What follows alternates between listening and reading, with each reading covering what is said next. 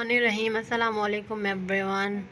आज की वीडियो में हम अलेक्जेंडर पोप को डिस्कस करेंगे, जो कि एक इम्पोर्टेंट रिप्रेजेंटेटिव प्रोमिनेंट फिगर हैं ऑगस्टन एज के, क्लासिकल एज के या एज ऑफ पोप के।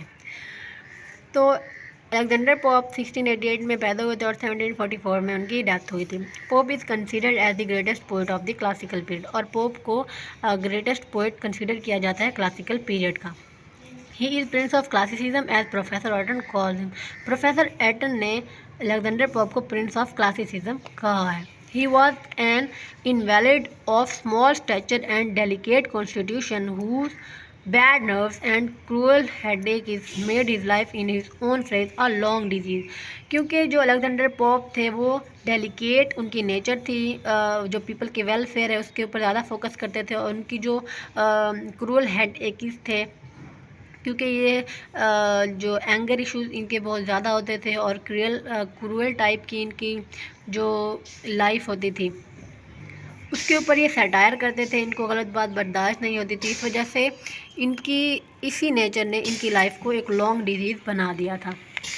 Being a Catholic he had to labour under various restrictions, और कैथोलिक होने की वजह से इनको बहुत सी पाबंदियां भी फेस करनी पड़ी थी। But the wonder is that in spite of his manifold handicaps, लेकिन इन तमाम रुकावटों के बावजूद भी दिस स्मॉल अगली man has left a permanent mark on the literature of his age.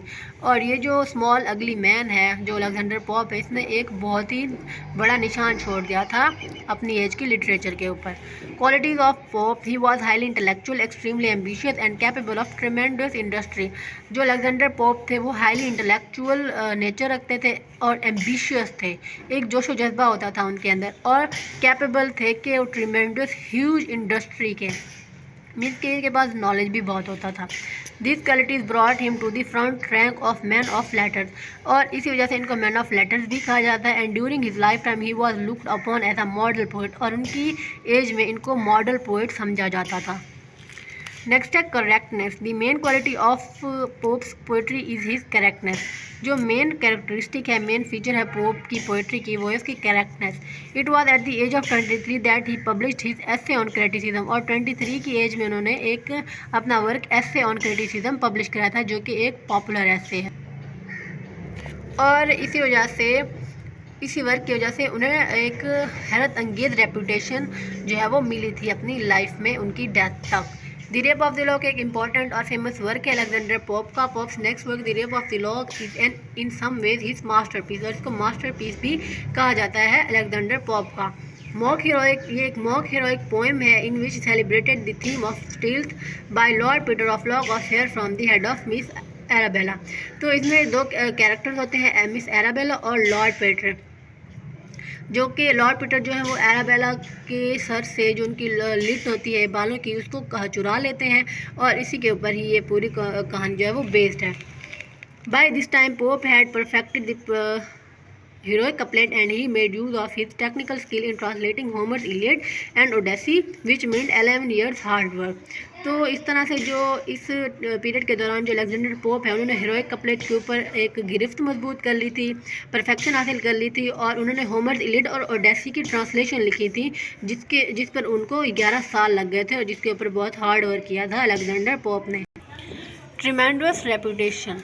दो Pope enjoyed a tremendous reputation, हालांकि अलेक्जेंडर पोप ने एक बड़ी, ट्रिमेंडस का मतलब होता है ह्यूज, रेपुटेशन इंजॉय की थी अपनी ज़िंदगी में, और फॉर सम डिकेड, और कुछ सालों तक आफ्टर हिज डेथ, उनकी डेथ के बाद he was so bitterly attack during the 19th century, और उनकी डेथ के कुछ टाइम बाद उनके वर्क्स को बिटरली अटैक किया गया था, क्रिटिसाइज किया गया था, that it was doubted whether Pope was a poet at all, और इसके ऊपर बात पे भी शक किया गया था कि पोप जो है वो वाकई में एक पोएट थे। But in 20th century this reaction subsided and now it is admitted by great critics. लेकिन 20th सेंचुरी के बाद ये रिएक्शन जो है वो रफा दफा हो गया था, और बहुत से जो क्रिटिक्स थे उन्होंने ये एडमिट कर लिया था, ये कबूल कर लिया था, एक्सेप्ट कर लिया था कि पोप जो हैं उन्होंने प्रोज की फॉर्म में पोइट्री लिखी, ना कि एक हाई ऑर्डर में। Yet a part of his poetry is undoubtedly indestructible. तो इस तरह से उनका जो पार्ट ऑफ पोइट्री है उसको हम डिस्ट्रॉय नहीं कर सकते। Supreme master of epigrammatic style, he supreme master of epigrammatic style of condensing an idea into a line और कपलेट। और इनको एपिग्रामेटिक स्टाइल का भी सुप्रीम मास्टर कहा जाता है क्योंकि वो एक लाइन के अंदर या एक कपलेट के अंदर ही पूरा एक आइडिया को रिप्रेजेंट कर देते थे। Of course, the thoughts in his poetry are commonplace, but they given the most appropriate and perfect expression. हालांकि उनके जो थॉट्स हैं वो कॉमन प्लेस की तरह हैं, मीन्स के कॉमनली जो है वो यूज़ की गई हैं, कॉमनली उनको रिप्रेजेंट किया गया है उनकी पोइट्री में, लेकिन वो एक अप्रोप्रिएट और परफेक्ट एक्सप्रेशन देती हैं पोइट्री के अंदर। Greatest of all during His age, Pope was by far the greatest of all poets। क्योंकि जाहिर सी बात अलेक्जेंडर पोप जो रिप्रेजेंटेटिव पोइट भी हैं, डोमिनेंट फिगर भी हैं ऑगस्टन एज की, इस वजह से उनको ग्रेटेस्ट ऑफ ऑल भी कहा जाता है अलेक्जेंडर पोप को।